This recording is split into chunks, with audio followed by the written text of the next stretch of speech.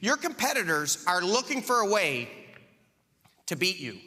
Your competitors are looking for a way to redefine the rules of the game and change the outcomes. They may be small competitors. There's so many times, well, we're a $1 billion company. How could that $1 million competitor beat us?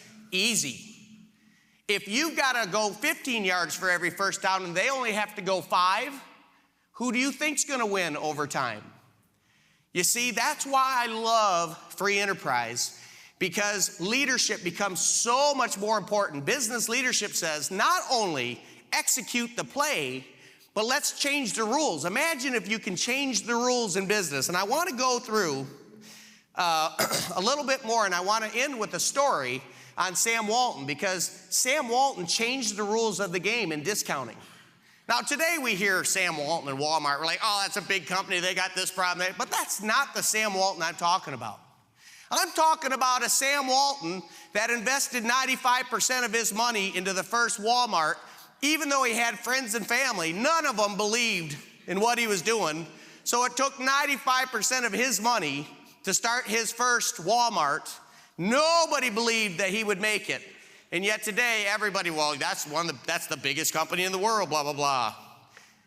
The reason it's the biggest company today is because he changed the rules and he created a culture of leadership. And he built leader after leader and store after store and a duplicatable system to create the empire that we know today.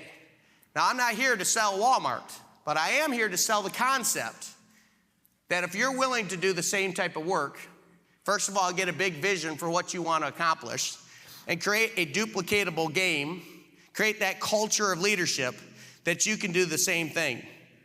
And we keep talking about a game, but we know if you have a game, then the next thing you're going to ask is, well, what's the scoreboard? How do you score points in the game? Because without a scoreboard, there's no objective to determine whether we win or lose. And we want that outcome. We want to know how we win. Now, there's a gentleman by the name of Michael Gerber, and his book, E-Myth, is one of my top 5 all-time books when it comes to business. Let me just give you a couple quotes from that book. Michael Gerber said, people, your people, do not simply want to work for exciting people.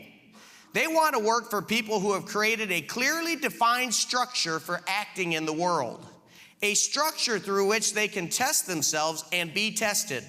Such a structure is called a game. And there is nothing more exciting than a well-conceived game. Now think about it. Many of you probably are working somewhere. Thank you. Where you work, is your work a game?